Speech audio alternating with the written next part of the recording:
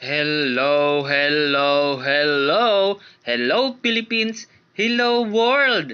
Panibagong araw, panibagong buhay! Nag-iisip ako ng topic para sa vlog. Meron sana, kaso mag-isa lang ako. Sa camera ko nahihirapan, walang maghahawak. Halimbawa, may gagawin akong vlog. Isiset ko muna ang camera bago ako mag-act. Kagigil, parang sira ulo lang. Charot! O diba, sabi ko sa inyo, ganyan ang vlogger eh. Dahil sa gusto mong kumita, titiisin mo. Kahit mag-isa ka, gagawin mo ang lahat. Kung may kasama lang ako hindi ako mahihirapan.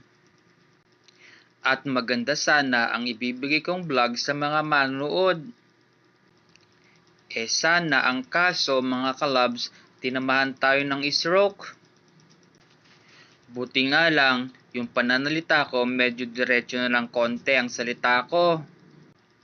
Nagpapasalamat ako kay Ama.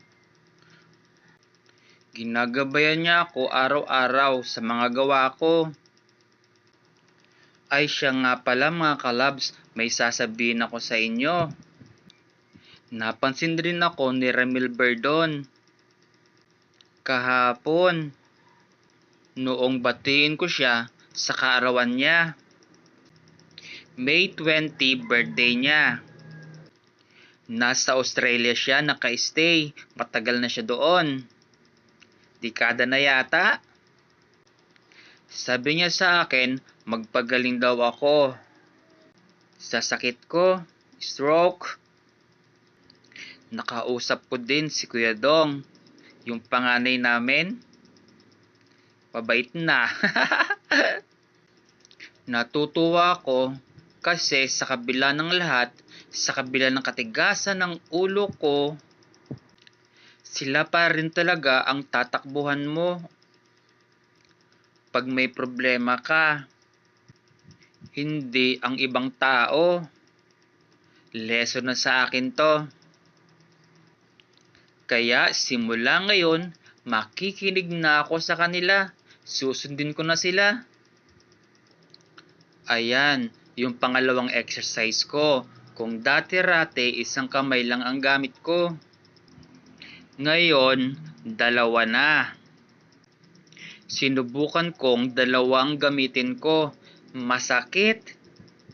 Kailangang tiisin ko. Masakit talaga. Hindi nga ako makaupo. Sobrang sakit ng kamay ko. Nababanat siya.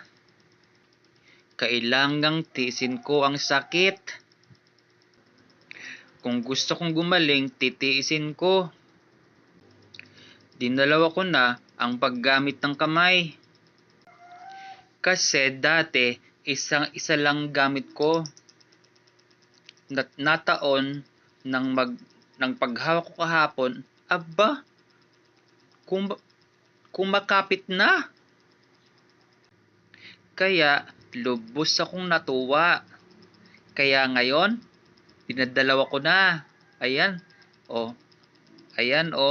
dinadalawa ko na. Kaso nga lang, hindi pa ako sanay mag-exercise ng ganyan. Dalawang kamay ang gamit. At hindi rin ako gaano makaupo kasi first time ko. Natutuwa talaga ako. Siya nga pala mga kalabs, may sasabihin ako sa inyo.